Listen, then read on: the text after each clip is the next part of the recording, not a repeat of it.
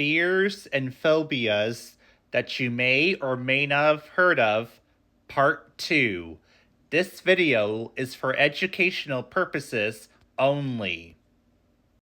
Social fears, commonly known as social anxieties. Number 7. Glossophobia, the fear of public speaking. Now, this is a common phobia that a lot of us tend to have, especially if you recall when we were all in high school when we had to do public speaking. Fun times.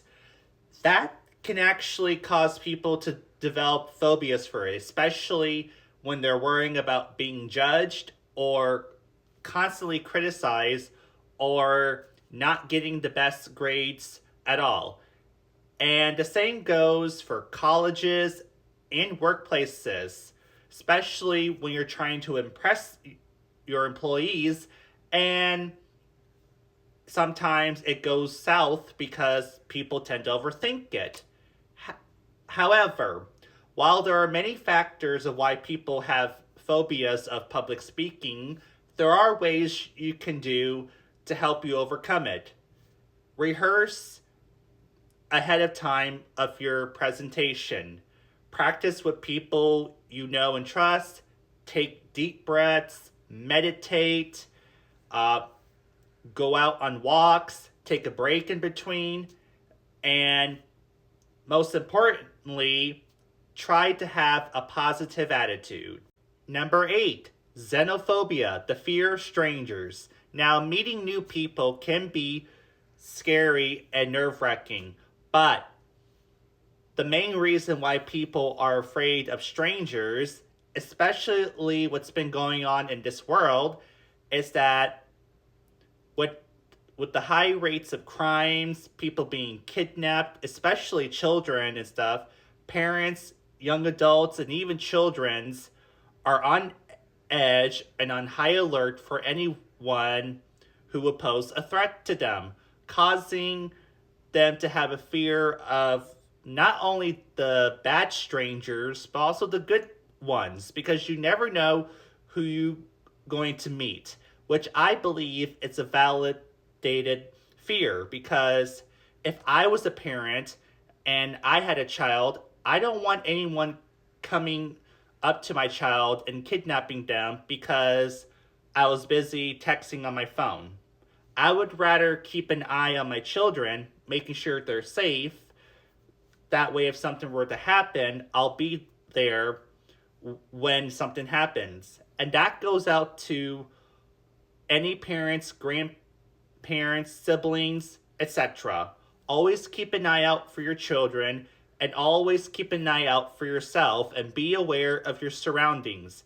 And if you are planning to meet people, be careful and don't trust anyone so easily, especially when you just met them, because they may look sweet and kind at first, but the moment you take your guard down, that's when it changed like that, especially when it comes for the safety of yourself, your kids, and your family. Number 9, agoraphobia, the fear of crowds. Now, this phobia is very understandable, especially in crowded spaces, where we would try to avoid bumping into people, but sometimes it can be impossible. Even I have trouble avoiding bumping into people in crowded spaces, especially when you avoided one person only to almost bumping into someone else. However, most of the time that people would have these phobias is either through childhood trauma or trauma that's happened in their adult life, or having anxieties, etc. And regardless of how many times we describe it or say why people have these phobias, which the list goes on, we can all agree that being in crowded spaces can be very overwhelming. One of the things you can do to help overcome it is by practicing with someone you trust, and if you're willing to, some therapy can help. Number 10, agoraphobia, the fear of going out. Now, going out in public and meeting other people and exploring the world in general can be scary and challenging, as many fear that something bad could happen, or they think of the worst case scenario, or it's mostly fear of the unknown, and the list goes on. However, the world is not all that scary, and while it can be challenging to cope and overcome these phobias, it's not impossible when you have the right support system, the right treatment plan, and the right game plan.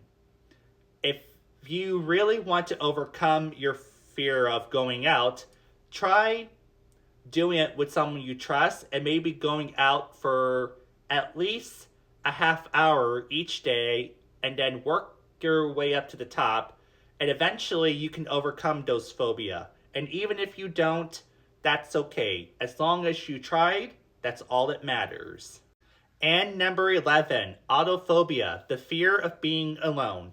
Now, it is naturally for us to not want to feel alone, but there are some people who are so terrified of being alone that they feel that they have to be with the people that they loved or people in general 24/7.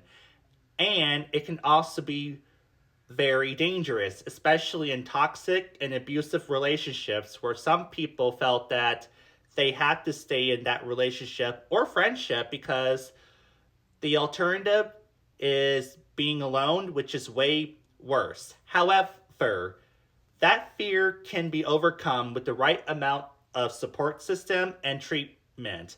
And for those of you who are trying to get out of a toxic relationship and friendship and have a fear of being alone, don't be afraid. Sometimes it can be good to be alone, especially for your own peace of mind, your own safety, and your own health. And of course, surround yourself with people who would love and care about you and value you as a person. Hence why it's always good to have a good support system. That wraps up part 2. Part 3 will be coming up soon, so keep an eye out for it. While some of the fears and phobias may be strange and unusual, these fears and phobias are real. So if you know someone who suffer from these phobias that I've mentioned today and yesterday, and including the ones that I have not mentioned, show your love and support. Don't make fun of them, don't mock them, don't bully them, and don't question it to the point where it makes them uncomfortable. Be there for them and help them get through it. And when they're ready, help them overcome it.